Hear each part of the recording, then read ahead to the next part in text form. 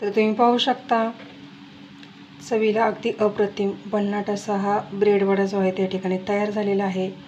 अगदी हॉटेलमध्ये मिळतो, गाड्यावरती मिळतो तसा हा ब्रेड वडा जो आहे तो ट्राय करून बघा। चला तर ही रेसिपी कशी तयार करायची ते आपण पाहूया। अगदी झटपट तयार होणारी रेसिपी आहे, नक्की ट्राय करून बघा। चला तर हा ब्रेड वडा आपण कसा तयार करायचा ते प्रथम पाहूया। तर आज आपण ब्रेड वडा करणार आहोत, तर त्याच्यासाठी मी इथे 6 बटाटे उकडून घेतलेले आहेत। बटाटे चांगले उकडून घ्यावेत। आता इथे मिक्सरचं भांडं घेतलेलं आहे। मिक्सरच्या भांड्यामध्ये टाकावं अर्धा चमचा जिरे, थोड्याशा लसणाच्या पाकळ्या, त्याच्यामध्ये टाकावं थोडंसं आलं, चवीनुसार ह्याच्यामध्ये टाकाव्यात काही हिरव्या मिरच्या। तर हे सर्व मिक्सरवर हे वाटून घेतलेलं जे वाटण आहे ते आपण या बटाट्यांवरती टाकून घ्यावं। आता याच्यावरती टाकू थोडीशी अर्धा चमचा हळद। आता याच्यावरती टाकू चवीनुसार मीठ।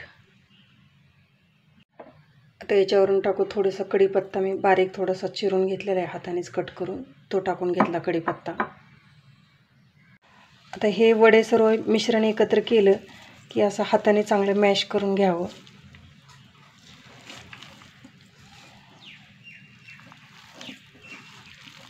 असे सर्व बटाटे जे आहेत ते हाताने चांगले मॅश करून घ्यावेत।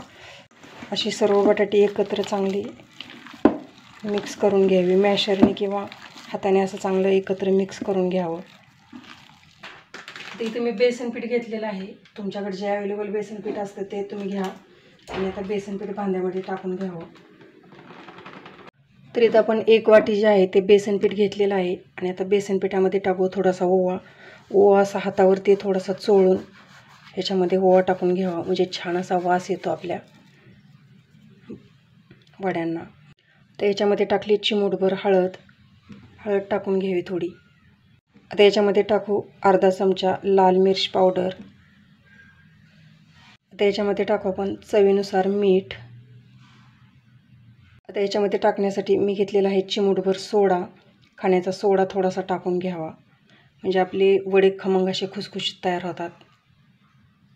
आता याच्यावरती टाकावं जेवढं लागेल एवढ्या प्रमाणात पाणी आणि पाणी टाकून हे मिश्रण चांगलं असं मिक्स करून घ्यावं। जेवढं लागेल एवढ्या प्रमाणात त्याच्यात पाणी टाकून घ्यावं।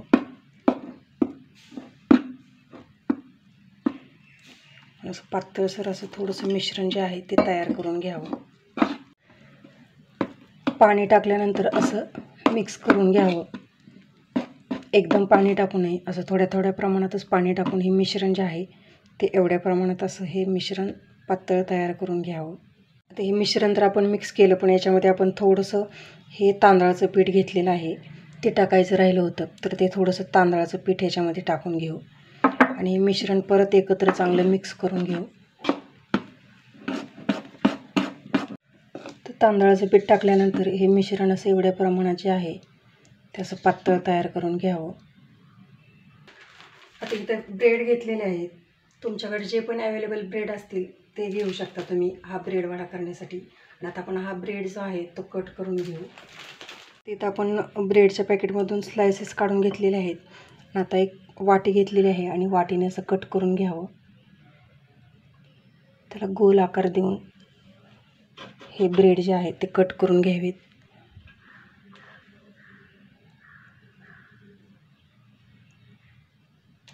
असा ब्रेड कट करून घ्यावा आणि हेच आपण नंतर यूज करणार आहोत। पुढे काय करायचं ह्याचं ते आपण पाहू। ते तर मी दुसरा ब्रेडचा स्लाइस घेतलेला आहे, तो देखील आपण कट करून घेऊ। त्याच पद्धतीने दुसरे देखील हा स्लाइस जो आहे तो कट करून घ्यावा। आपले दोन्ही ब्रेडचे स्लाइसेस जे आहेत ते कट करून झालेले आहेत। असं एक एक कट करा किंवा 2 ब्रेडचे स्लाइसेस एका एक ठेवून देखील तुम्ही हे ब्रेड जे आहे ते तुम्ही कट करू शकता या पद्धतीने। असे दोन्ही पण ब्रेडचे स्लाइसेस जे आहेत ते एका वेळी कट करता येतात।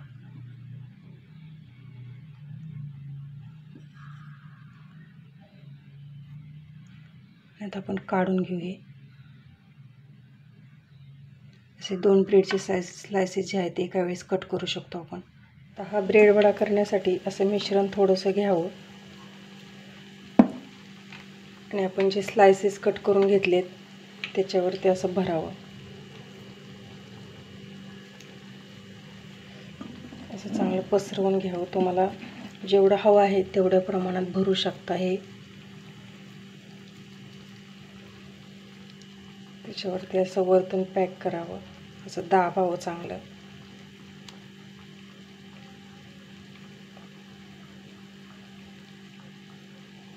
असं दाबून आपला हा ब्रेड वडा जो आहे तो तयार करून घ्यावा.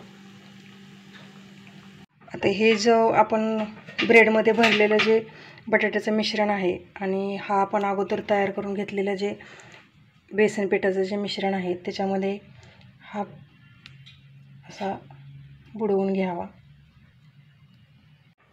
आता हा वडा तळण्यासाठी तेल चांगलं गरम करून घ्यावं. हा वडा जो आहे तो हाताने निघत नाही, तर मग असं एखादं भांडं घ्यावं, कारण तुटण्याचे चान्सेस असतात. त्याच्यामुळे असं तो एखाद्या भांड्यावरती काढून घ्यावा आणि गरम तेलामध्ये टाकून द्यावा. आता हा वडा जो आहे तो तेलावरती असा सोडून घ्यावा. हा वडा एका साईडने तळला की त्याची साईड जी आहे त्याची चेंज करून घ्यावी आणि दुसऱ्या साईडने हा वडा चांगला तळून घ्यावा. दुसऱ्या साईडला पलटला की असा वडा जो आहे तो गोल्डन ब्राऊन कलरवरती तळून घ्यावा. आतील बटाटा देखील या वड्याबरोबर चांगला शिजला जातो पुन्हा एकदा, त्याच्यामुळे त्याला वेगळं काही भाजी वगैरे तयार करायची गरज लागत नाही. आणि असा आपला वडा जो आहे तो तयार करून घ्यावा. मला जर हवा असेल तर तुम्ही साईज छोटी देखील करू शकता. या वड्याची हव्या त्या साईजमध्ये तुम्ही हा वडा तयार करू शकता. असा आपला ब्रेड वडा जो आहे तो तयार करून घ्यावा. असा गोल्डन ब्राऊन कलरवरती असे वडे सर्व तयार करून घ्यावेत. तर असे वडे तयार करून घ्यावेत, असे तळून घ्यावेत. 2 वडे खाल्ले तरी आपले पोट भरल. आता हे वडे असे कट करून घ्यावा वडा हा.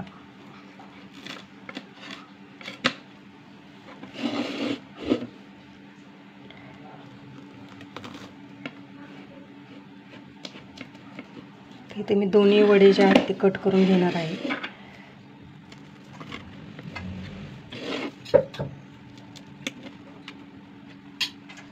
आता वडे कट करून झाल्यानंतर याच्यावरतून अशी थोडीशी चिंचेची चटणी टाकून घ्यावी. छान चव लागते वड्याची. चिंचेची किंवा पुदिन्याची चटणी तुम्ही टाकू शकता. अशी चटणी टाकून घ्यावी. याच्यावरतून थोडीशी शेव टाकावी.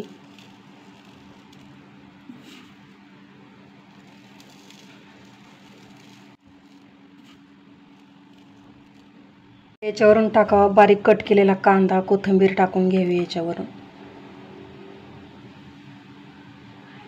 तर तुम्ही पाहू शकता अगदी बाहेर गाड्यावरती मिळतो तसा आपला ब्रेड वडा जो आहे तो या ठिकाणी तयार झालेला आहे. हॉटेलमध्ये देखील भेटतो हा ब्रेड वडा.